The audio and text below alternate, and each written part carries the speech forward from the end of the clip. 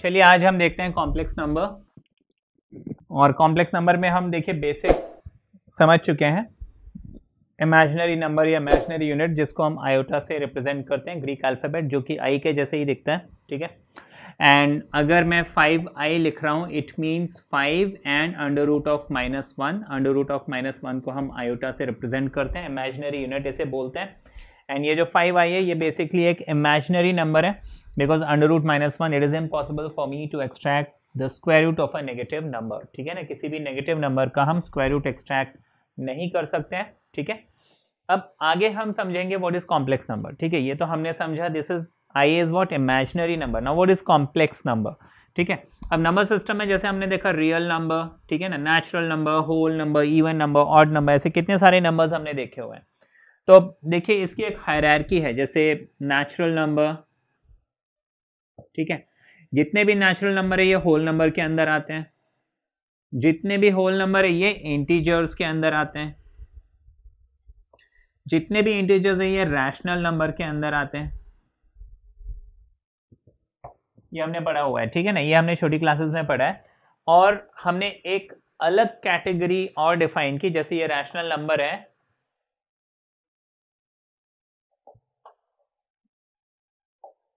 हमने एक और कैटेगरी यहां पे डिफाइन किया and that is irrational number, ठीक है। इरैशनल नंबर क्या है?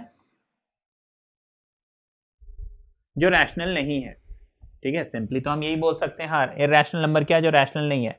तो रैशनल नंबर बेसिकली जिसको हम P/Q के फॉर्म में लिख सकते हैं। P/Q माना लेट्स से 5/3 हो सकता है डिवाइड हो जाए, है ना। या तो पूरा पूरा डिवाइड होगा, लेट्स से 5/2 पूरा पूरा डिवाइड होगा, और पूरा पूरा डिवाइड नहीं होगा तो पॉइंट समथिंग रिपीट होते रहेगा, ठीक। वो होते हैं रैशनल नंबर। इरैशनल नंबर मतलब ऐसा नंबर जिसको मैं P/Q मतलब दो इंटीजर्स के रेशियो के फॉर्म में नहीं लिख सकता। वो नंबर जो है आपको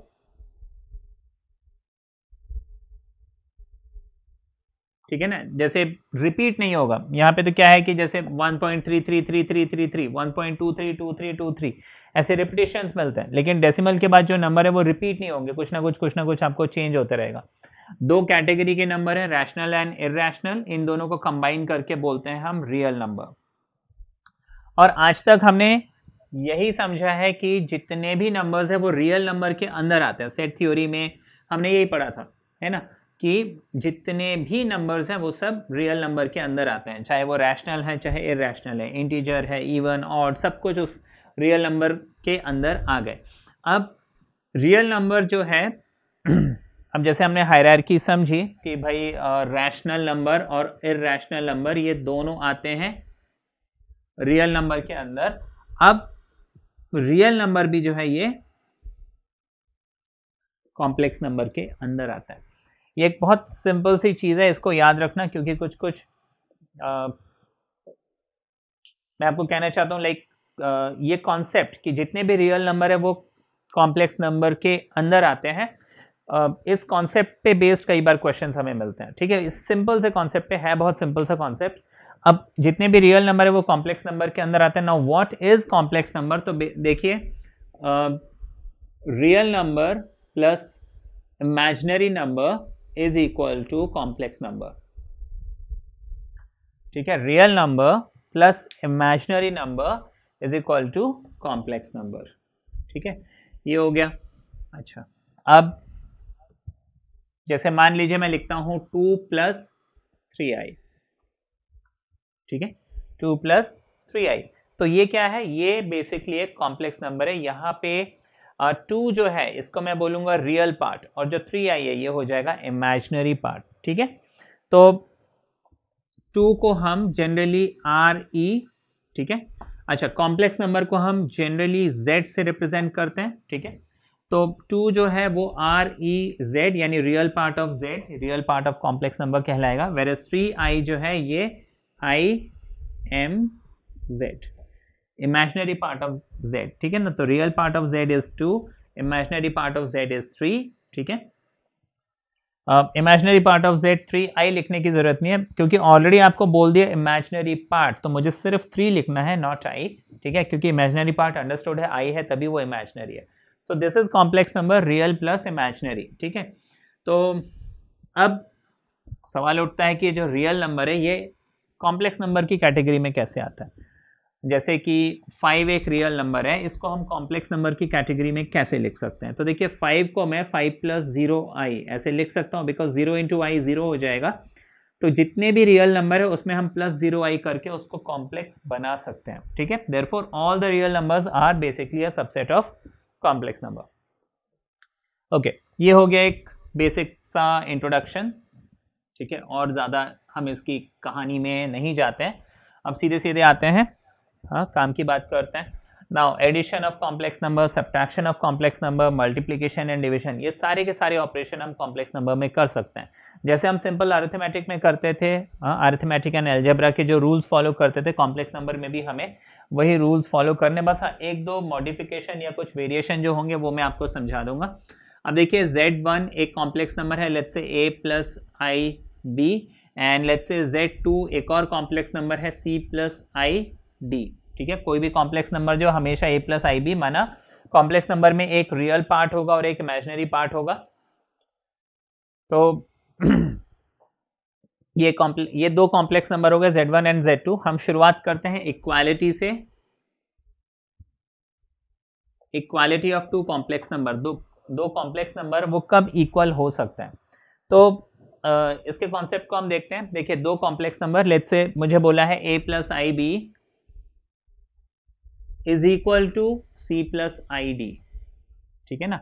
आपको बोला ये दो कॉम्प्लेक्स नंबर है और ये दोनों के दोनों कॉम्प्लेक्स नंबर क्या है, इक्वल है।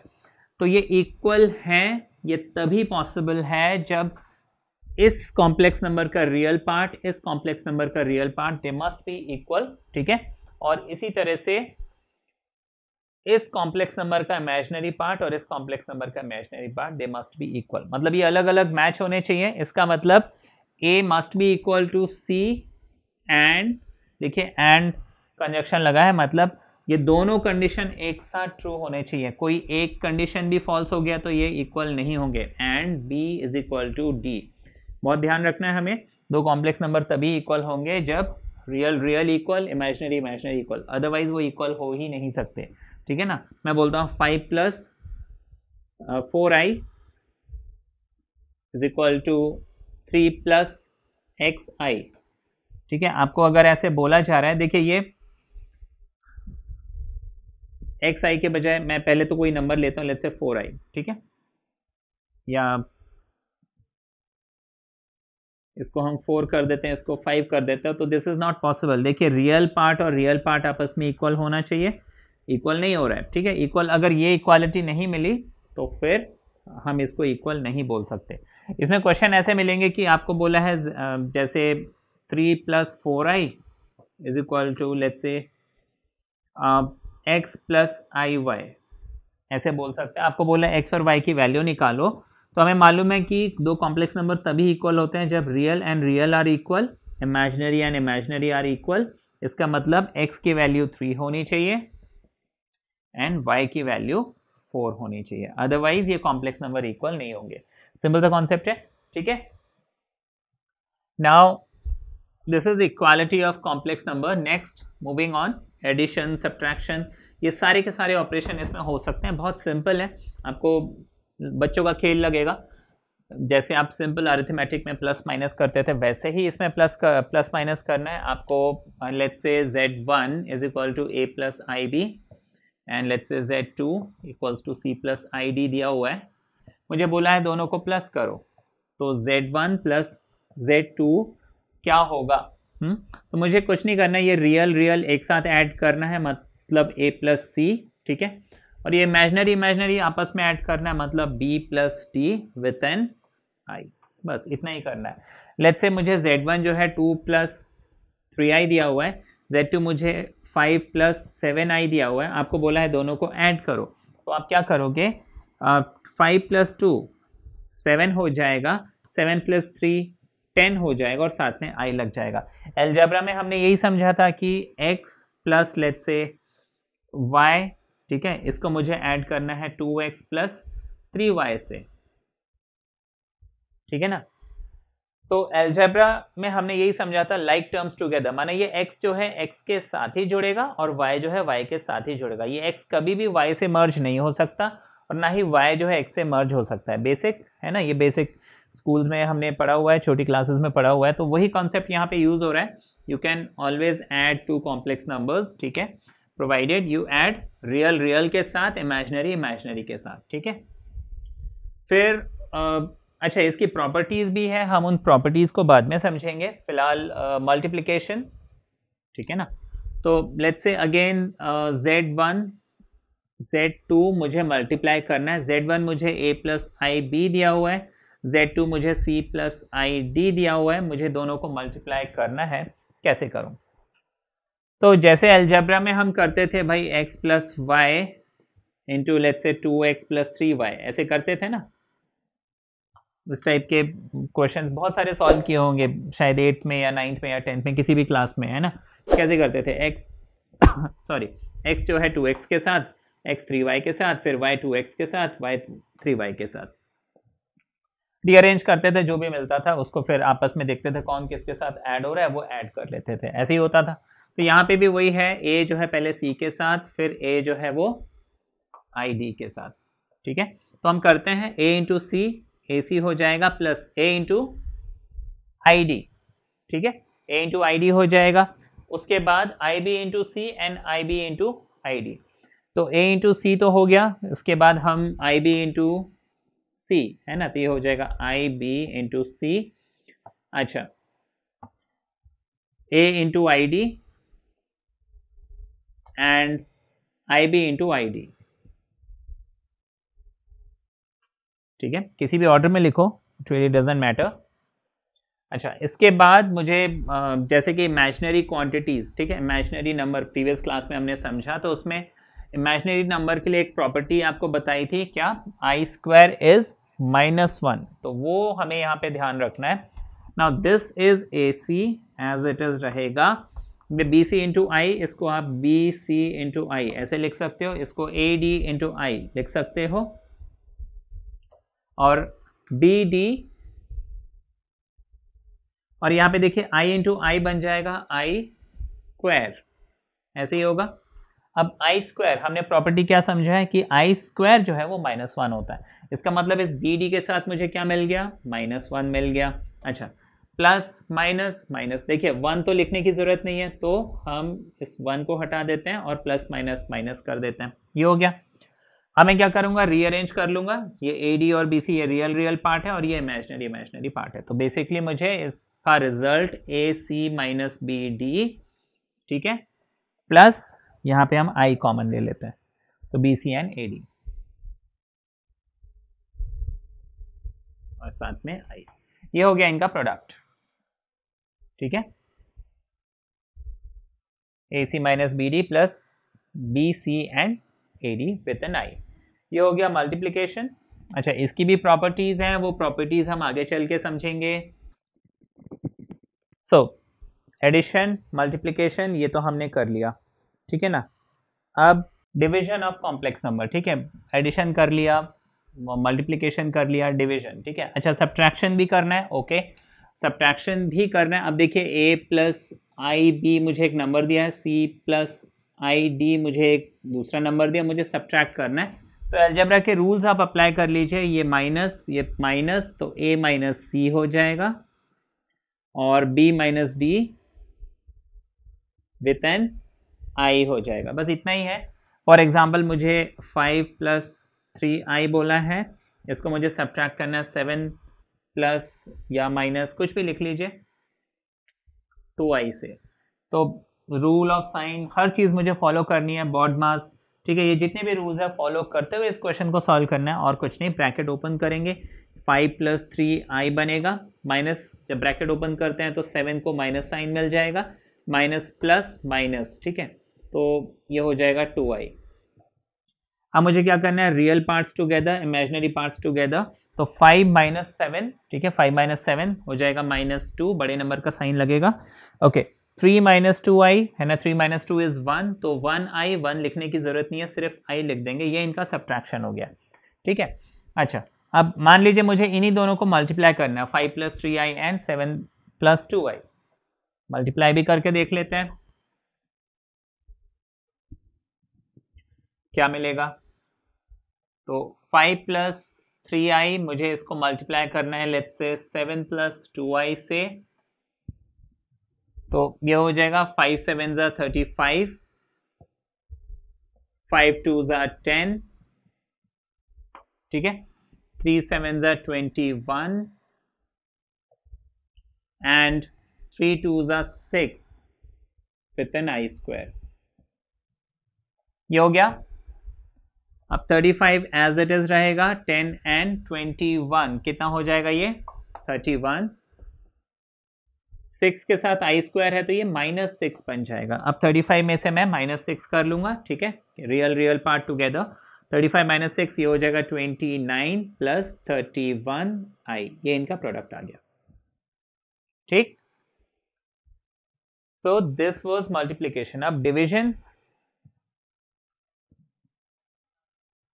डिवीजन कई बार देख ऐसा सोचने में लगता है बड़ा कॉम्प्लिकेटेड सा होगा, कुछ भी नहीं है, ठीक है, अभी आपको समझाते हैं, बहुत इजी लगेगा आपको।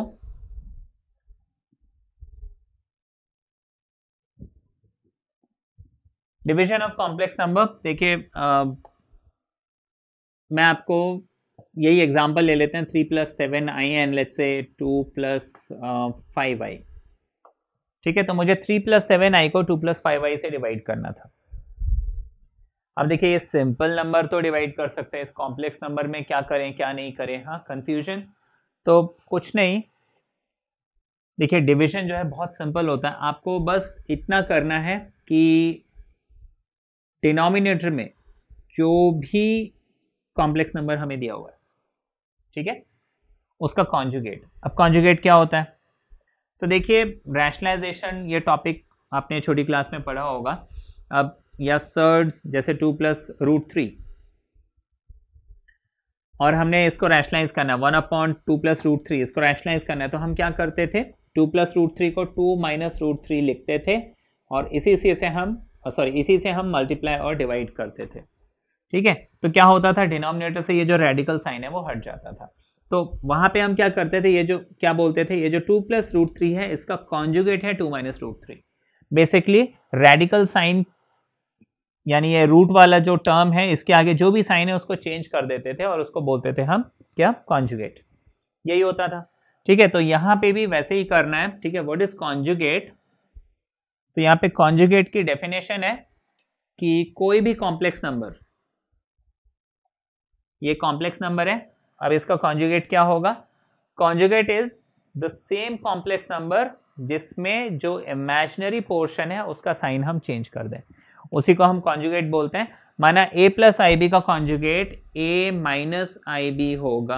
आपको ध्यान रखना है कॉन्जुगेट मतलब मैं हमेशा जो इमेजिनरी पार्ट है उसका साइन चेंज करूंगा। यहाँ पे a + ib में मैं -a + ib ऐसा भी लिख सकता था, है ना, किसी एक का साइन चेंज करना है, लेकिन नहीं, आप हमेशा कॉन्जुगेट माना क्या करोगे, इमेजिनरी पोर्शन का ही साइन चेंज करोगे, ठीक है।